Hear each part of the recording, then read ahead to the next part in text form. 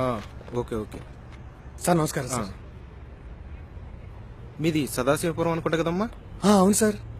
శాస్త్రి గారి మనవడు కదా నువ్వు? అవును సార్. అవును సార్. సార్ తమకెలా తెలుసు సార్? మాది అదే ఊర్లే. సార్ ఎక్కడ సార్ మన ఊర్లో మీరు? మేము ఊరి బయట ఉంటాం, హరిజనవాడ. మీరు అట్లా రారు కదా.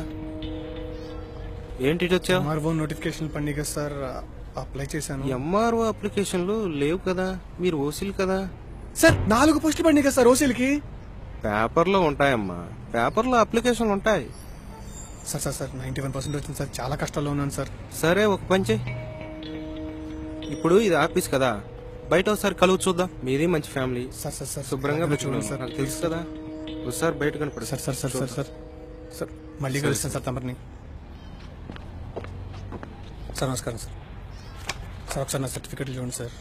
నాకు 91%. సర్టిఫికెట్లది ఏముందమ్మా, ఈ రోజుల్లో అందరికి ఉంటాయి. నువ్వు పని చేయి, నీ ఉంగరాలమ్మి ఒక 50,000 పట్టరా. దేనికి సార్ 50,000? ఒక సర్టిఫికెట్ పెట్టేద్దాం. A certificate sir? ఇండియాలో పెద్ద సర్టిఫికెట్ ఏ ఉందమ్మా, క్యాస్ట్ సర్టిఫికెట్. ఒక క్యాస్ట్ సర్టిఫికెట్ పెడదాం. సార్ బ్రాహ్మణుడి సార్, వేదాలన్నీ చదువుకున్నాను సార్. మనకున్న 4 వేదాల్లో మనిషి ఎలా ఉండాలో చెప్పారు సార్. మనం పంచమ వేదంగా చెప్పుకునే భారతంలో మనిషి ఎలా ఉంటాడో చెప్పారు సార్. కానీ మనిషిని ఎలా ఉంచాలో ఎలా తుంచాలో కూడా చెప్తూ మనమే ఒక వేదం రాసుకున్నాం సార్, 6వ వేదం. దాని పేరే రాజ్యాంగం సార్. సార్ అప్పట్లో ఉన్న పరిస్థితులు బట్టి ఆ మహానుభావుడు దళితులకు 10 సంవత్సరాల రిజర్వేషన్ కావాలని రాశాడు సార్. కానీ మన వాళ్ళు రాజకీయ లాభం కోసం, అధికారం కోసం 10ని 20, 20ని 30, 30, 40 ఇలా పెంచుకుంటూ పోతున్నారు సార్. అంబేద్కర్ రాసిన రాజ్యాంగం ఇప్పుడు లేదు సార్. అవసరానికి ఒక పేజీ మారుకుంటూ వచ్చింది. ఒక్కసారి అంబేద్కర్ తిరిగి వచ్చి ఇప్పుడున్న రాజ్యాంగాన్ని కనుక చూస్తే గుండె పగిలి చచ్చిపోతాడు సార్. సార్ నాకు అర్థంగా అడుగుతాను, ఇప్పుడున్న పరిస్థితుల్లో ఇండియాలో రిజర్వేషన్ దేనికి ఇవ్వాలి సార్? కులానికా, మతానికా, ప్రాంతానికా, వర్గానికా, వర్ణానికా?